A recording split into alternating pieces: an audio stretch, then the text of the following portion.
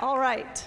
I'm going to show you a couple of images from a very diverting paper in the Journal of Ultrasound in Medicine. I'm going to go way out on a limb and say that it is the most diverting paper ever published in the Journal of Ultrasound in Medicine. The title is Observations of In Utero Masturbation. Okay, now on the left, you can see the hand, that's the big arrow, and the penis on the right, the hand hovering. And over here we have, in the words of radiologist Israel Meisner, the hand grasping the penis in a fashion resembling masturbation movements. Bear in mind, this was an ultrasound, so it would have been moving images. And orgasm is a reflex of the autonomic nervous system. Now, this is the part of the nervous system that deals with the things that we don't consciously control, like digestion, heart rate, and sexual arousal. And the orgasm reflex can be triggered by a surprisingly broad range of input. Genital stimulation, duh. But also, Kinsey interviewed a woman who could be brought to orgasm by having someone stroke her eyebrow. People with spinal cord injuries, like paraplegias, quadriplegias, will often develop a very, very sensitive area right above the level of their injury, wherever that is. There's such a thing as a knee orgasm in the literature. I think the most curious one that I came across was it was a case report of a woman who had an orgasm every time she brushed her teeth. This was something in the complex sensory motor action of brushing her teeth was triggering orgasm, and she went to a neurologist who was fascinated, and he checked to see if it was something in the toothpaste, but no, it happened with any brand. They stimulated her gums with a toothpick to see if that was doing it. Nope, it was the whole motion. And the amazing thing to me is that you would think this woman would have excellent oral hygiene. Sadly, this is what it said in the journal paper. She believed that she was possessed by demons and switched to mouthwash for her oral care. It's so sad. I interviewed, when I was working on the book, I interviewed a woman who can think herself to orgasm. She was part of a study at Rutgers University. Gotta love that, Rutgers. And so I interviewed her in Oakland in a sushi restaurant. And I said, so could you do it right here? And she said, yeah, but I'd rather finish my meal if you don't mind. But afterwards, she was kind enough to demonstrate on a bench outside. It was remarkable. It took about 1 minute. And I said to her, are you just doing this all the time? She said, no, honestly, when I get home, I'm usually too tired. She said that the last time she had done it was on the Disneyland tram. I don't know. The headquarters for orgasm along the spinal nerve is something called the sacral nerve root, which is back here. And if you stimulate with an electrode the precise spot, you will trigger an orgasm. And it is in fact that you can trigger spinal reflexes in dead people. A certain kind of dead person, a beating heart cadaver, and this is somebody who is brain dead, legally dead, definitely checked out, but is being kept alive on a respirator so that their organs will be oxygenated for transplantation. Now, in one of these brain dead people, if you trigger the right spot, you will see something every now and then. It's a reflex called the Lazarus reflex, and I'll demonstrate as best I can, not being dead. It's like this. You trigger the spot, the dead guy or gal goes like that.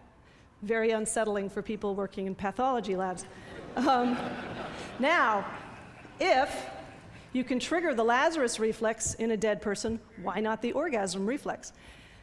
I asked this question to a brain death expert, Stephanie Mann, who was foolish enough to return my emails. I said, so could you conceivably trigger an orgasm in a dead person? And she said, yes, if the sacral nerve is being oxygenated, you conceivably could.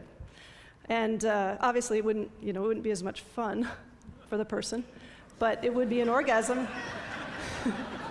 nonetheless, I actually suggested to, there's a researcher at the University of Alabama who does orgasm research, and I said to her, you should do an experiment. You know, you can get cadavers if you work in a university. I said, you should actually do this. She said, you get the Human Subjects Review Board approval for this one. According to 1930s marriage manual author Theodore van de Velde, a slight seminal odor can be detected on the breath of a woman within about an hour after sexual intercourse. Theodore van de Velde was something of a semen connoisseur. This is a guy writing a book, Ideal Marriage, you know, very heavy hetero guy. But he wrote in this book, Ideal Marriage, he said that he could differentiate between the semen of a young man, which he said had a fresh, exhilarating smell, and the semen of mature men whose semen smelled, quote, remarkably like that of the flowers of the Spanish chestnut, sometimes quite freshly floral, and then again, sometimes extremely pungent.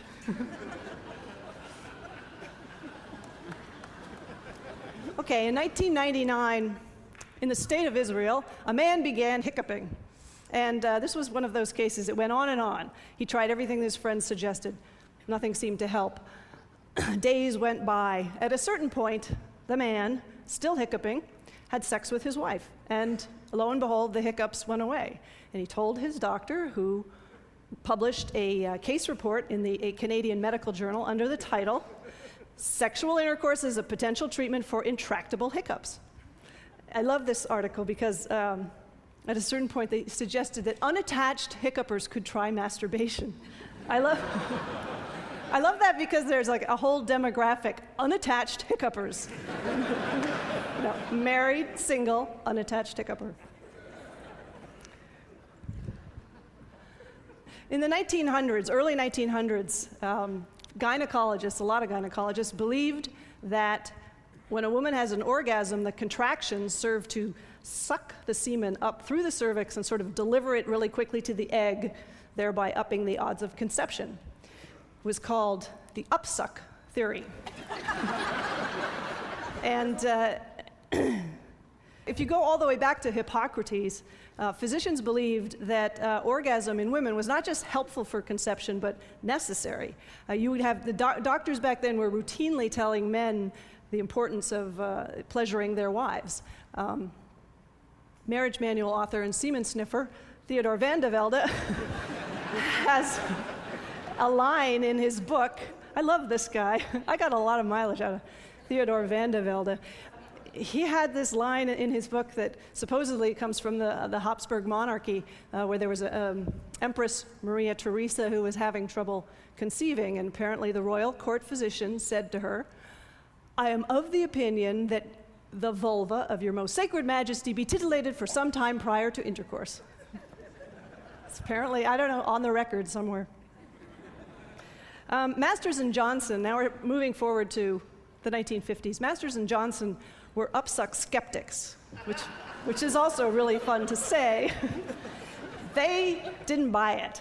And they decided, being Masters and Johnson, that they would get to the bottom of it. They brought women into the lab, I think it was 5 women, and outfitted them with cervical caps containing artificial semen. And in the artificial semen was a radio-opaque substance such that it would show up on an X-ray. It's amazing. This is the 1950s. Anyway, these women sat in front of an X-ray device and they masturbated, and the Masters and Johnson looked to see if the semen was being sucked up. Did not find any evidence of upsuck. You may be wondering, how do you make artificial semen? I have an answer for you. I have 2 answers. You can use flour and water or cornstarch and water. I actually found 3 separate recipes in the literature. My favorite being the one that says, they have the ingredients listed, and then, in a recipe it'll say, for example, yield 2 dozen cupcakes.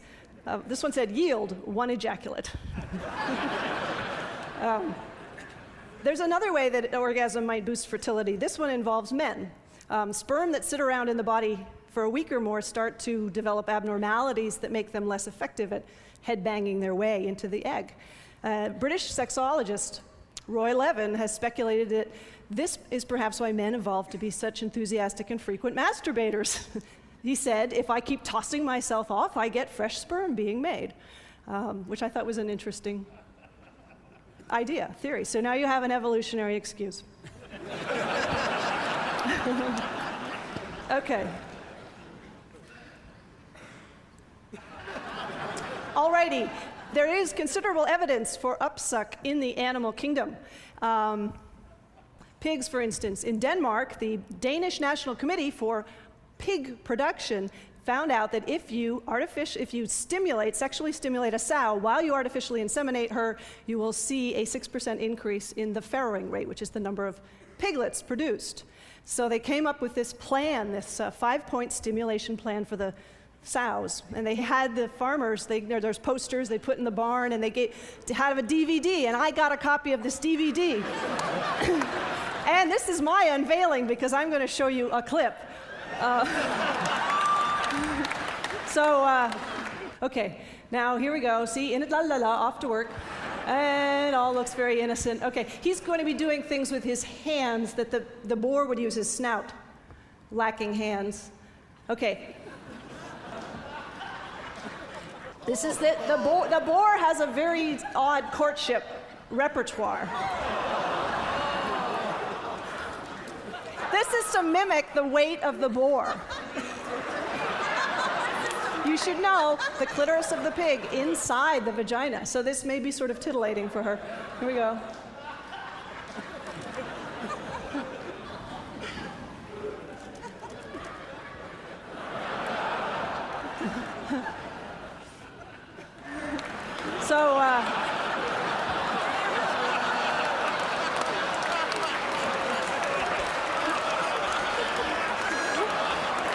And the happy result.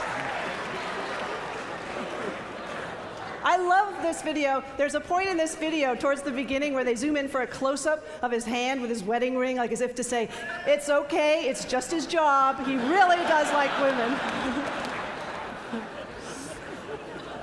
Okay, now I said when I was in Denmark, my host was named Anne-Marie, and I said, so why don't you just stimulate the clitoris of the pig? Why don't you have the farmers do that? That's not one of your 5 steps. She said, I have to read you what she said because I love it. She said, it was a big hurdle just to get farmers to touch underneath the vulva.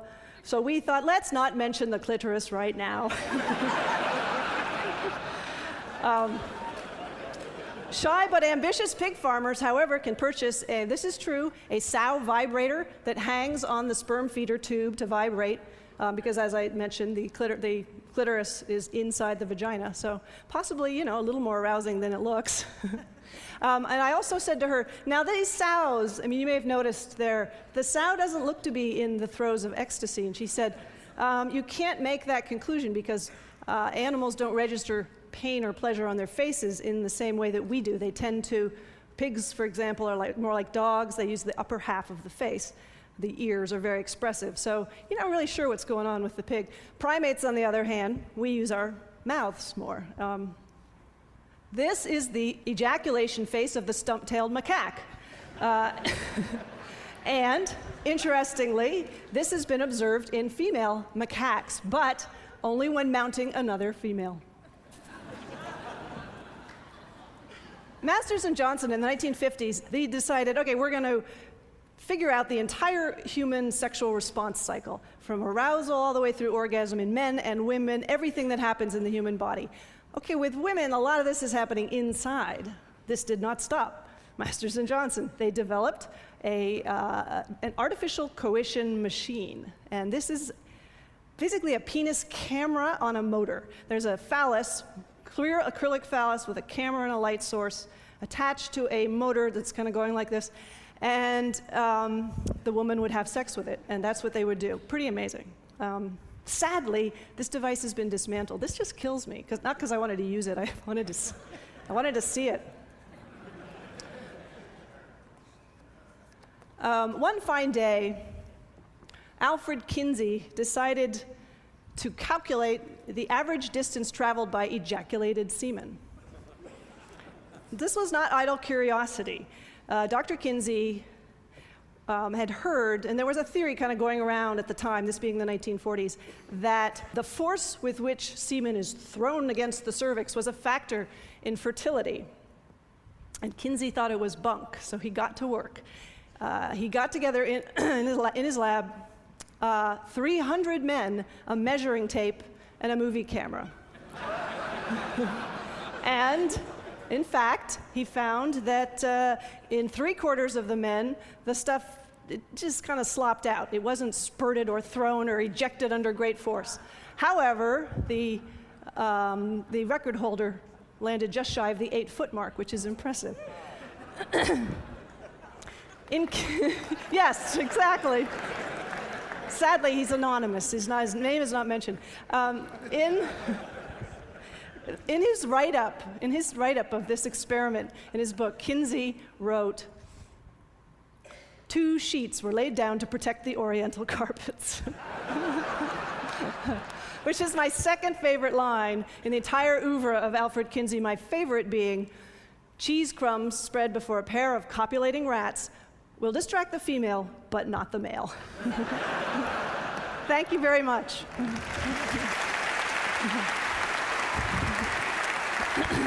Thanks.